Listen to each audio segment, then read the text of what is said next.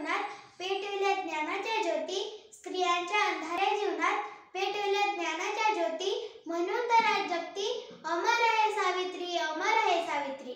अध्यक्ष महाजय, पूज्य गुरुजन वर्ग आणि इथे उपस्थित माझ्या मित्र-मैत्रिणींनो, माझा नमस्कार. माझे नाव शिवण्या संदीप ढेरे. आज मी आपल्यासमोर क्रांतीज्योती सावित्रीबाई फुले यांची यशोगाथा सांगणार आहे. 3 जानेवारीला नमन करू क्रांतीज्योतीला, सावित्रीबाईंच्या जन्मदिनाला मान मिळाला बालिका दिनाचा, मान मिळाला बालिका दिनाचा. सावित्रीबाई फुले यांचा जन्म 3 जानेवारी 1831 रोजी सातारा जिल्ह्यातील नायगाव येथे लक्ष्मीबाई व खंडोजी नेवसे पाटील यांच्या पोटी झाला. वयाच्या अवघ्या 9व्या वर्षी त्यांचा विवाह ज्योतिबा फुले यांच्याशी झाला. विवाहानंतर ज्योतिबा फुले यांनी सावित्रीबाईंना लिहायला वाचायला शिकवले व स्त्री शिक्षणाचा पाया रचला.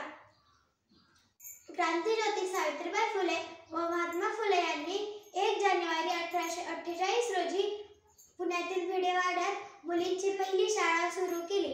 समाजाने जिने दिली ज्ञानाची सावली, समाजाने जिने दिली ज्ञानाची सावली, धन्य ती क्रांतीज्योती सावित्री माऊली, धन्य ती क्रांतीज्योती सावित्री माऊली. सावित्रीबाईंनी काव्य फुले, बावनकशी, सुबोधरत्नाकर असे काव्यसंग्रह लिहून समाज जागृती केली.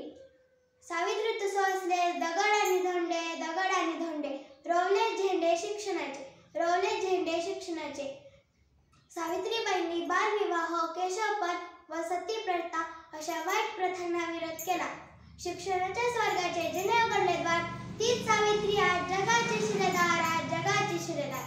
अखेर 10 मार्च 1897 रोजी या सावित्रीबाई फुलेंनी अखेरचा श्वास घेतला. अशा या तेजस्वी ज्ञानज्योती, क्रांतीज्योती सावित्रीबाई फुलेंमुळे माझ्यासारख्या कित्येक मुली आज शिक्षण घेत आहेत व प्रत्येक क्षेत्रात अविश्वसनीय कामगिरी करत आहेत. म्हणून मला म्हणायचे वाटते, आम्ही सावित्रीच्या लेकी, आम्ही ज्योतिबाच्या लेकी, आम्ही सावित्रीच्या लेकी, आम्ही ज्योतिबाच्या लेकी. नका समजा